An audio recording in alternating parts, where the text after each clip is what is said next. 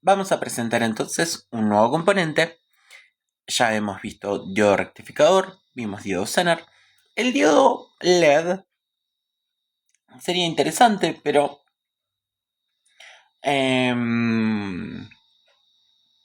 lo veremos en otras aplicaciones, tal vez como indicador.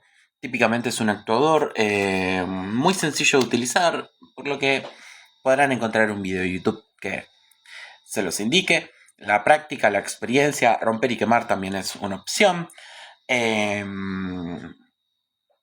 Por lo que podemos saltar de componente semiconductor a uno más complejo que un diodo.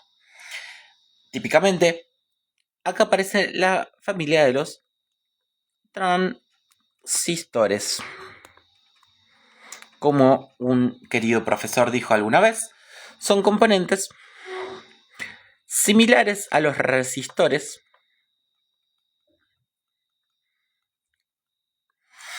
pero basados en un fenómeno especial que es la transconductancia.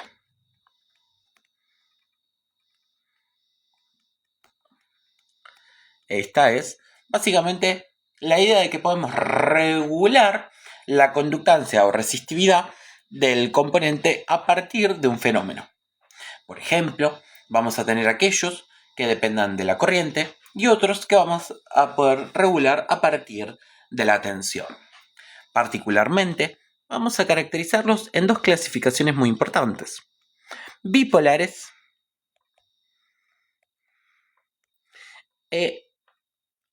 y unipolares. Los bipolares son típicamente los NPN y los PNP.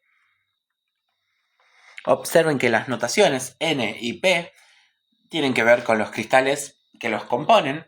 Son cristales de tipo N y cristales de tipo P. Mientras que vamos a tener unipolares clasificados típicamente en JFET,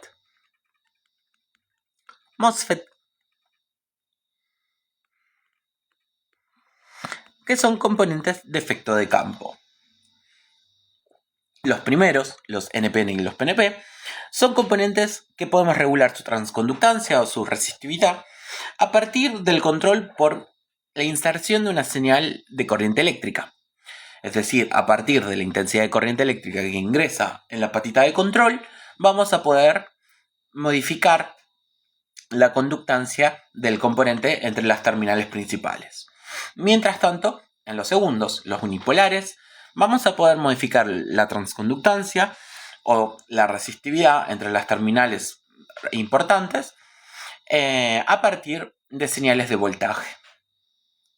Los últimos, los JFET y los MOSFETs, vienen también de cristales tipo P o tipo N únicamente. También en la familia de los MOSFETs tenemos aquellos que están enriquecidos. No recuerdo bien. Pero los MOSFETs pueden ser clasificados básicamente en 4 categorías. No solo canal tipo N o canal tipo P, sino otras categorías que para el cotidiano no van a ser tan útiles de describir en este momento. El estudio de los unipolares tal vez excede los objetivos de esta actividad. Sin embargo, es importante mencionar que los circuitos compuestos a partir de ellos, por ejemplo, aquellos que están compuestos por NPN o PNP, los conocemos también como circuitos TTL. Esta tecnología más antigua típicamente se caracteriza por operar en un rango entre 4 y 5 voltios, o bueno, 6, 5, y pico, mientras que los segundos los conocemos como CMOS y tienen un rango mucho más abierto, entre 3 voltios y 18 voltios. Esto es particularmente útil para los circuitos lógicos. Existen situaciones donde los CMOS están fabricados específicamente para operar como si fuesen TTL y por lo tanto no los podemos alimentar a esos componentes con 18 voltios, los romperíamos. El estándar de electrónica, típicamente, o las tensiones estándar, son 3,3 voltios, 5 voltios, y en algunas aplicaciones 12, 15, 18, 24, 48, y así sucesivamente. Siempre hablando de continuo. TTL típicamente se utilizaba para aplicaciones de mayor conmutación, es decir, el encendido y apagado del componente, donde requiere ser más rápido este fenómeno. Sin embargo, CMOS, que en algún momento histórico se consideraba rezagado, más lento, con una histéresis mayor, en la actualidad prácticamente ha superado por completo las aplicaciones TTL. Hoy veríamos que en la industria o en la disponibilidad de componentes a comprar, encontraríamos toda una variedad de componentes diversos basados en CMOS. Por el momento, vamos a arrancar con los PNP y NPN, que son los componentes clásicos cuando uno empieza un curso de electrónica. Y si fuese necesario, veríamos algunas aplicaciones con MOSFET, a sabiendas de que los componentes altamente integrados están basados en CMOS, y eso puede ser una combinación de JFETs y MOSFETs o componentes mucho más complejos, por supuesto. El símbolo eléctrico de los transistores bipolares es este, donde los separamos por una flechita para indicarnos NPN o PNP. Dicha flechita apunta, no importa si es hacia abajo o hacia arriba, sino que lo importante es que sea del centro hacia afuera o de afuera hacia el centro. Los componentes bipolares, por ejemplo, un NPN, está compuesto por cristales N, P y N. Por supuesto hay zonas Z intermedias, pero son tan pequeñas que prácticamente no vale la pena representar. A la primera terminal se le llama colector. A la segunda terminal se la llama base. Y a la tercera terminal se la conoce como emisor.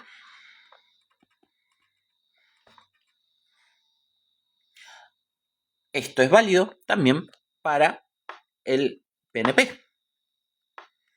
PNP,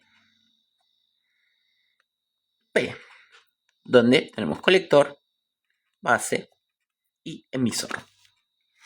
Hay diferencias entre el tamaño del colector y el emisor, que por ahí podríamos entrar en detalle. No lo vamos a hacer en este encuentro.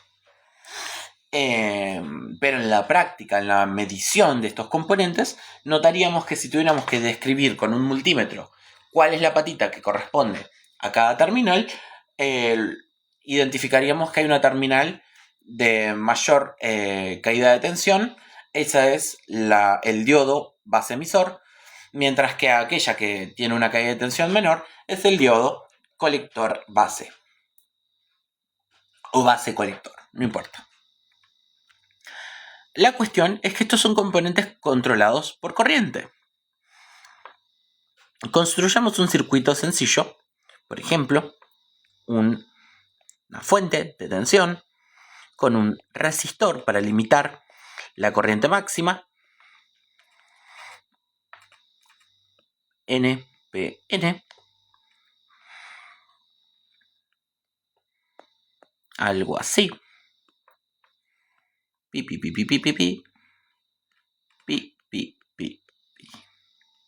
Perfecto.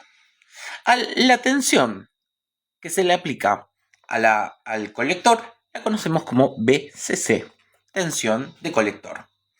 La tensión que llega a BC, al colector, la conocemos como BC, al resistor del colector RC, al resistor de la base RB y a la fuente de tensión de la base BB. Si tuviéramos una fuente acá, en este punto, distinta de 0, la llamaríamos BEE. Y si tuviéramos un resistor, también RE. Esta configuración es clásica y tiene la siguiente característica. Observemos que la terminal positiva afecta eléctricamente a la terminal negativa, produciendo un ensanchamiento de esta región Z. Sin embargo, es como que asciende, es empujada hacia arriba debido a la polarización por la base.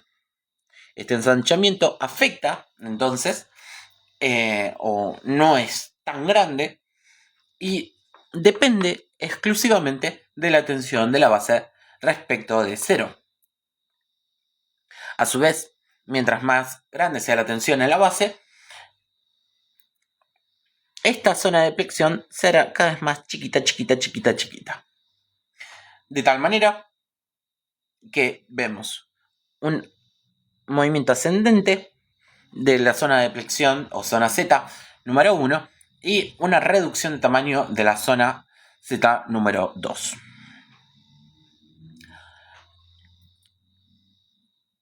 Si planteamos mallas, observaremos que tenemos una primer malla y 1 y una segunda malla y 2. La primer malla la podemos calcular como corriente de base igual al voltaje VBB menos la caída de tensión de 0,7 voltios, porque típicamente los transistores a los que nos vamos a referir están hechos de silicio. Podríamos decir que hay transistores de pequeña señal específicos con caídas de tensión de 0,65, pero independientemente de eso redondeamos a 0,7 y ya. Dividido la resistencia de base. Ahora, hay una asociación muy importante que dice que la corriente en el emisor es igual a la suma de la corriente de la base, corriente de la base, más la suma de la corriente del colector. Ahora, hay una relación matemática muy importante que dice que la corriente del colector es igual a beta veces la corriente de la base. Tal es el caso entonces que IE es igual a IB 1 más beta B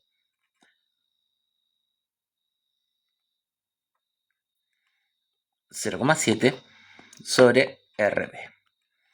Es así que podemos regular la corriente que pasa por el emisor a partir de la tensión aplicada a la base y del resistor aplicado a la base. Estas son algunas de las ecuaciones típicas para el planteo de circuitos tradicionales con transistores. El fenómeno de la beta, que oscila entre los 20 y los 500, con algunos diodos tradicionales están entre 100 y 200 en realidad, otros aplicados a la potencia,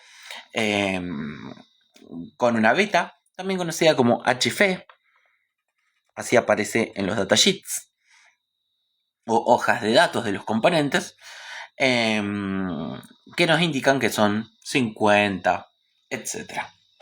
Eso depende del componente y por lo tanto, cada vez que estemos trabajando con un transistor, debemos conocer qué tipo de transistor es, su fabricante, su hoja de datos, etc. Para componentes más específicos como JFETs y MOSFETs, por supuesto que debemos usar la hoja de datos. Pero las formas ideales de los transistores de pequeña señal NPN y PNP alcanza con una representación más ideal. Por supuesto que estamos usando una segunda aproximación debido a la presencia del 0,7 o tensión umbral. Resolvamos entonces el siguiente circuito. planteemos la alimentación, no vamos a indicar todas las veces la batería. Ya cuando empezamos a trabajar acá, lo que hacemos es indicar señales. Entonces, un redondelito nos indica, por ejemplo, que aplicamos 5 voltios sin respecto de tierra. El resistor, el transistor, tierra o VEE, el resistor de colector y, por ejemplo, 12 voltios. Vamos a decir que beta sea 100. Fíjense que es adimensional porque es una relación matemática entre la corriente de base y la corriente de colector. Ahora, vamos a, por ejemplo, hacer lo siguiente.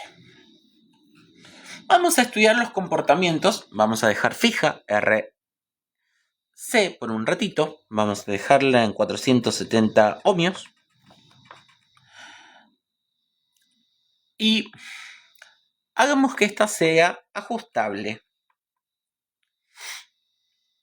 Observemos que si RB, ¿no? RB fuese muy chiquita, la corriente que pasa por esta malla sería bastante grande.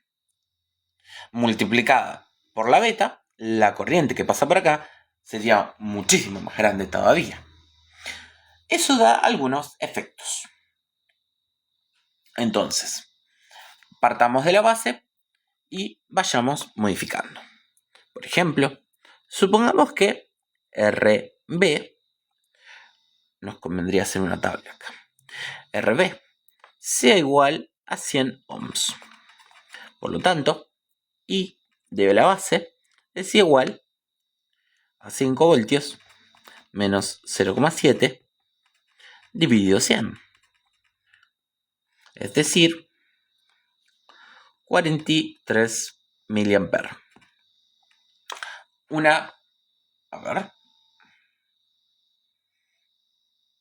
Calculadora. No vamos a andar haciendo cosas que no son.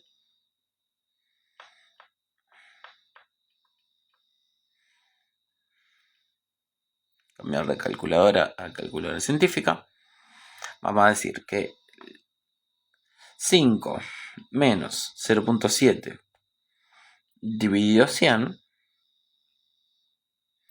sea igual a 43 miliamperes. Es una gran corriente. De manera que la corriente de colector es igual a 100 por ese valor, 43 miliamperes. Es decir, 4.3 amperes. ¿Es posible que circulen 4.3 amperes por la corriente de colector? Para eso vamos a investigar un valor que se llama corriente de colector de saturación. Es el valor en el cual tenemos los 12 voltios aplicados sobre el resistor de colector y donde el transistor y su transconductancia es plena, es decir, que actúa como si fuese un cable. Observen que la corriente que pasa por acá, la corriente de saturación, sería los 12 voltios dividido los 470 ohms. Y eso es 12 dividido 470, 25 miliamperes.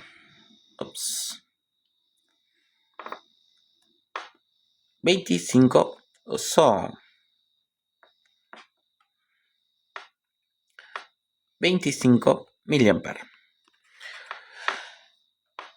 Por otro lado, si la transconductancia es el opuesto, es decir, que los 12 voltios se aplican sobre el resistor y nada de tensión o nada de corriente circula por el transistor en la base, esta actúa como un circuito abierto. Por lo tanto, cero corriente circula por aquí, lo que produce la corriente de corte.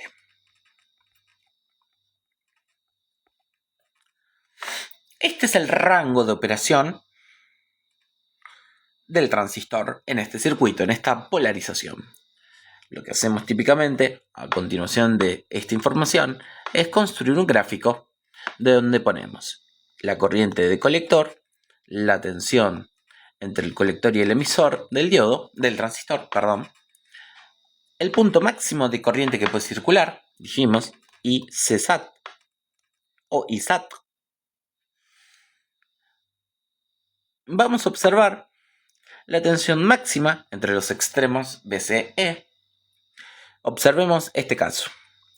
Si yo mido la tensión entre estos dos puntos, aquí y aquí,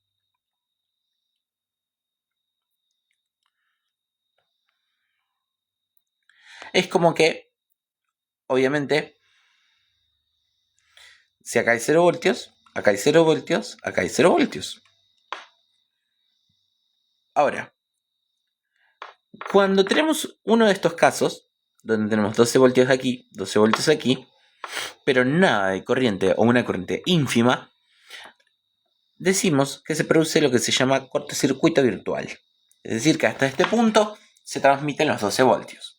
Entonces, entre ambos extremos se produce una tensión de saturación BCE de corte igual a 12 voltios.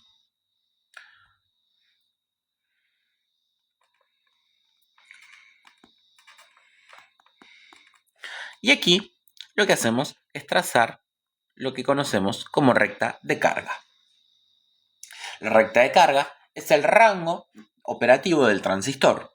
No puede caer más tensión que los 12 voltios ni más corriente que los 25 miliamperios. Por lo tanto, sabemos que en este caso, de 4,3 amperes es imposible. Por lo tanto, modifiquemos el valor. Unas 100 veces. A 10 kiloohmios subamos. Entonces, IB es igual a 5 voltios menos 0,7 voltios sobre 10 kiloohmios. Y esto será, si antes era 43, ahora es 430 microamperes. Por lo tanto, la corriente de colector es igual a 100 veces 430 microamperes. Y observemos que esto nos da 43 miliamperes. Esto satura, esto también porque está por encima de los 25 miliamperes. Pero estamos cerca de llegar a un punto de equilibrio. Observemos que si yo duplico la resistencia de base, llegaríamos al escenario RB igual a 20K y C sería la mitad, es decir, 21,5 miliamperes. Si la vuelvo a duplicar, RB igual a 40K y C sería 2,1075 miliamperes. Esa es una corriente tolerable que no satura. Ambas no saturan. Sin embargo, una se encuentra por aquí y la otra se encuentra más por acá. O más por acá. Todo ejercicio de transistores, particularmente cuando estamos diseñando los primeros circuitos, tienen que ver con conocer este comportamiento, de qué influencia tiene tanto la tensión de la base como la resistencia de la base sobre el resto de los componentes. Lo importante es dejar fijo alguna de estas variables, como RC, BCC, BBB, para poder encontrar el otro parámetro, en este caso, por ejemplo, RB. Importante a tener en cuenta. ¿De dónde sacamos que 12 es un voltaje adecuado con 470 ohmios para esta partecita? Bueno, esto tiene que ver con la potencia máxima del transistor. Los transistores de pequeña señal, típicamente, alcanzan o 250 milivatios o 500 milivatios, pero no mucho más. Hay transistores de mayor potencia, pero de menor beta, que pueden trabajar en 1 vatio, 2 vatios, 5 vatios, pero no mucho más. Entonces, cuando yo estoy diseñando estos circuitos que se utilizan para la amplificación de señales típicamente de alterna o de continua, hacemos este laburito fino de decir que el componente va a operar en cierto rango, a partir de las características técnicas, por supuesto, ¿no? Entonces, hemos presentado lo que es la recta de carga, ahora hagamos un diseño. Supongamos que vamos a trabajar nuevamente con 12 voltios. Un transistor.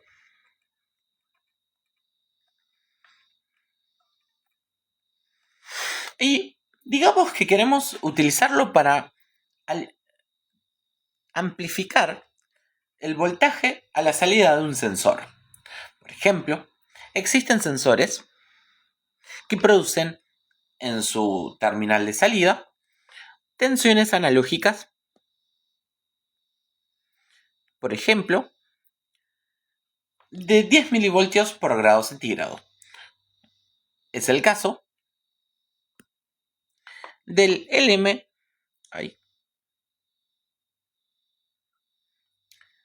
LM35. El LM35 se ve algo así. Se alimenta típicamente con 5 voltios.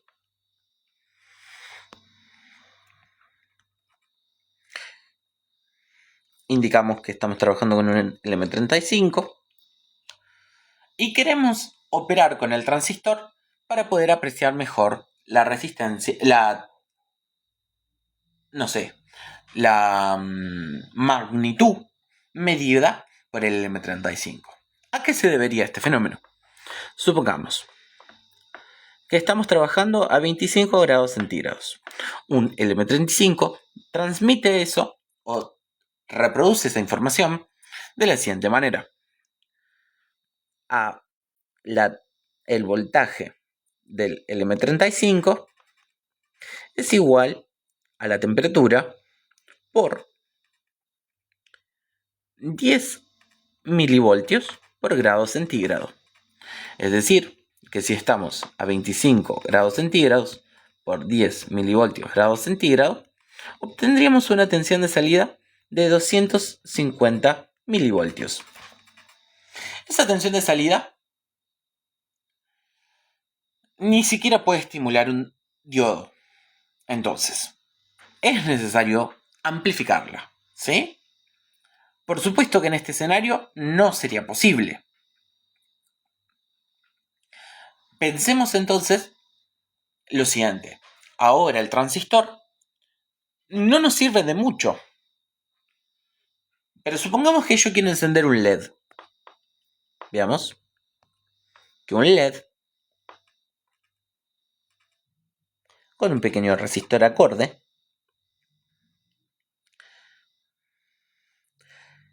BD sea igual a 1.4 voltios, potencia igual a 1/4 de watt. Entonces debemos calcular RC y RB. Encenderemos el LED cuando la temperatura sea la adecuada. ¿Cuál sería esa temperatura adecuada? Bueno, aquella que produzca una caída de tensión suficiente para estimular al diodo de la base. De tal manera que sabemos que 25 grados centígrados no podrían ser indicados. Pero pensemos, por ejemplo, 70 grados centígrados. 70 grados centígrados produce una tensión en el LM35 igual a la temperatura por 10 milivoltios grados centígrados igual a 700 milivoltios, la tensión umbral del diodo. Es decir, que si yo represento, por ejemplo, una variación de temperatura, por ejemplo, durante el día, o durante el calentamiento de un horno, o de un dispositivo que calienta, veríamos lo siguiente. Cuando la temperatura indicada la vamos a dibujar en rojito. La temperatura empieza a incrementar, y supongamos que después disminuye, vamos a tener lo que se llama voltajes de referencia. Los voltajes de referencia lo que nos sirven es para saber lo siguiente. Cuando la tensión umbral sea superada por la tensión del transistor, el diodo LED se prenderá, si no, el diodo LED permanecerá apagado. Esto que estamos indicando es el voltaje sobre el diodo LED. ¿Sí? Respecto del tiempo, voltajes varios. Entonces, conociendo esta información, sabemos que, por ejemplo, para 100 voltios, 100 grados centígrados, el LM35 no debería llegar a tanto, pero creo que hasta 150 grados podría llegar a medir. En dicho caso, tendríamos una tensión en el LM35 de 1 voltio.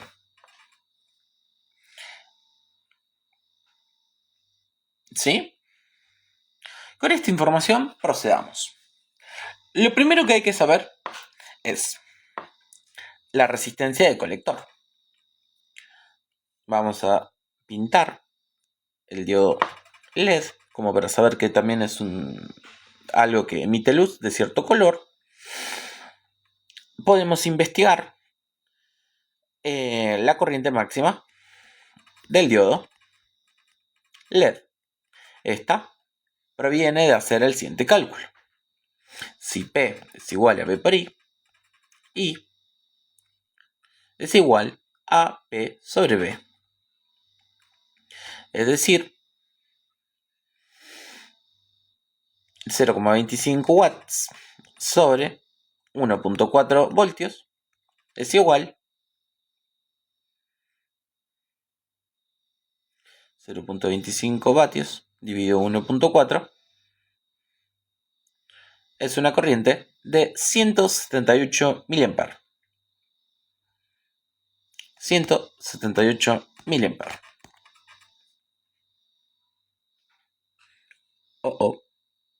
178. Ahí va. 178 mA máximo. Entonces, frente al escenario máximo, tienen que circular 168 mA. Ese escenario va a ser cuando alcancemos el voltio de medición. ¿Sí? Ya que no vamos a permitir que llegue a 100 grados centígrados, o no deberíamos permitir que el sistema supere los 100 grados centígrados, porque a esta tensión o a esta temperatura se empiezan a fundir los componentes. Hay componentes, como les digo, que puedan resistir un poco más, pero preferiblemente diseñemos esto para que no supere una temperatura de ebullición del agua. Por lo tanto, si la corriente máxima es 178, hagamos que la saturación del transistor esté acorde. ¿De qué manera? Corriente de saturación es igual a los 12 voltios dividido 178. Perdón.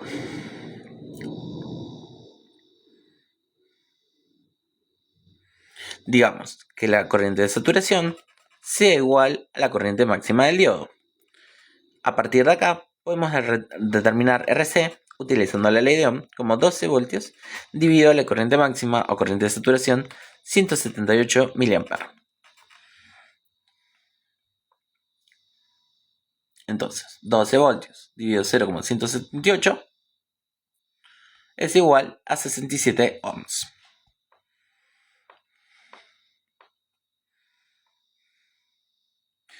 Vamos a redondear para arriba para evitar daños en los componentes. Entonces, ya tenemos la primera parte.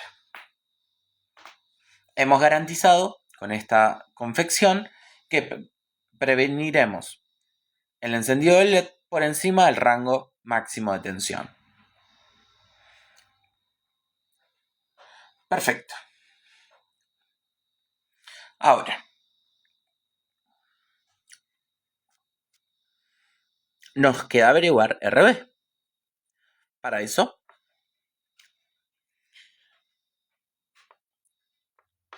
podemos laburar con el gráfico que dice que VCE es 12 voltios y SAT 178 mA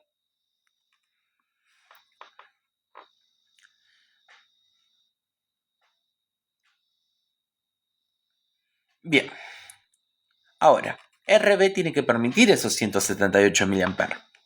Por lo tanto, si la beta de este transistor fuese 100, dividamos 178 mA por la 100 de la beta y esto nos da la corriente de base máxima. Eso será igual a 1.78 mA de IB máxima y por lo tanto, sabiendo que IB es igual a BB, que en este caso es la tensión del LM35, menos la tensión del diodo 0,7 dividido RB, hagamos cambios de variables, ponemos RB igual a, por ejemplo, dijimos 1 voltio menos 0,7 voltios dividido 1.78 mA. Esto es igual al resistor. Entonces, 0,3 dividido 1.78 mili. 0.3 dividido 0,000178. Y hablamos de un resistor de 170 ohms.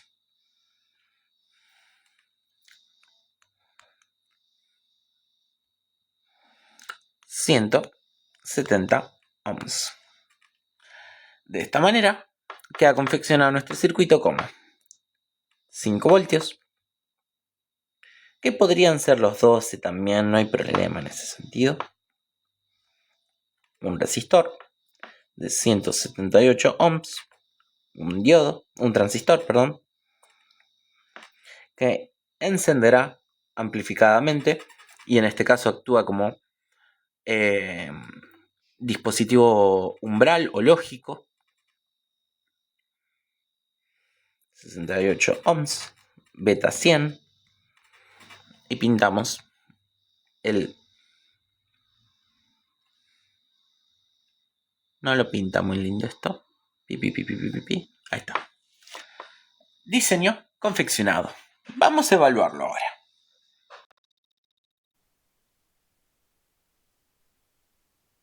Bien, vamos a usar Proteus nuevamente para hacer nuestra simulación. Déjame un segundito. Nuevo proyecto.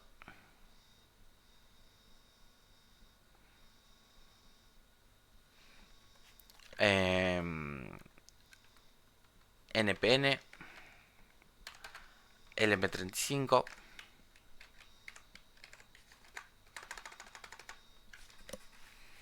Vamos a buscar primero el LM35.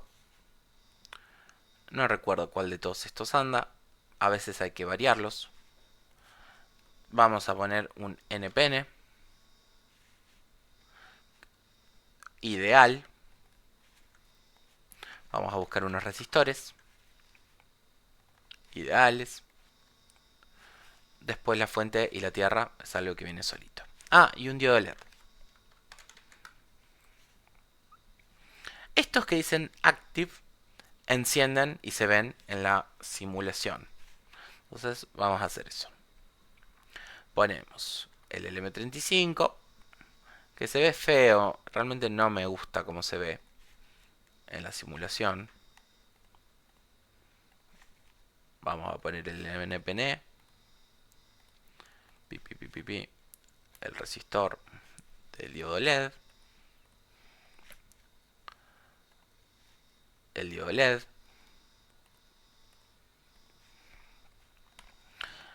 vamos a alimentar todo esto. Voy a mover esto primero un poquito. Vamos a alimentar todo esto con una misma fuente de 12 voltios.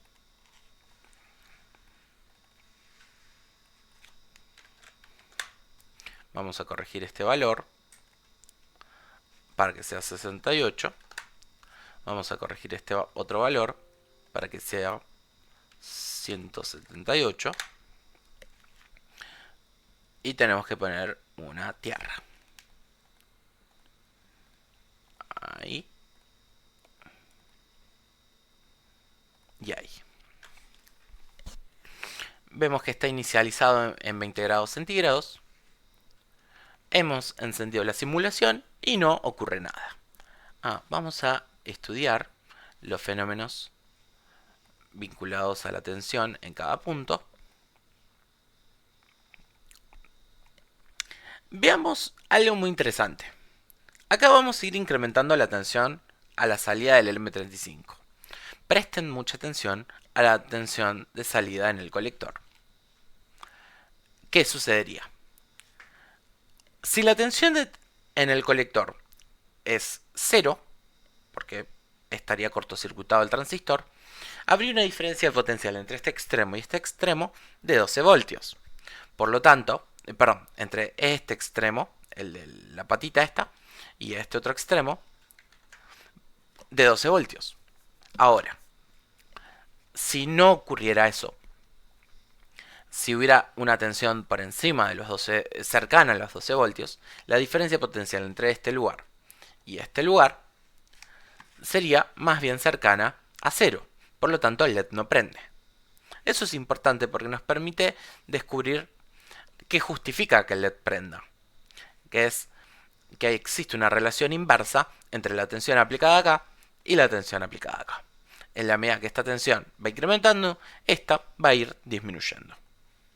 Entonces, vamos a incrementar la temperatura. Fíjense que dice 12 voltios.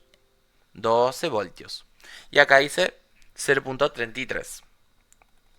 Vamos incrementando, incrementando, incrementando, incrementando, incrementando, incrementando. Y el transistor de a poquito se va a ir cortocircuitando. Hasta que hemos... Fíjense que si llego a los 70 voltios, a los 0,7, prácticamente el LED no prende. Pero si lo subimos un poquito más, el LED de a poquito comienza a encenderse cercano a los 0.9 voltios de base. Y a los 100, o sea, al voltio, el LED se enciende por completo. Si seguimos encendiendo, el transistor se cortocircuita por completo y corremos el riesgo de quemar todo, ¿no? Pero este es el escenario que les planteaba hace un ratito. No vamos a permitir que esto llegue en la vida real a suceder, porque se derretirían los componentes o sería muy peligroso. Muchísimas gracias.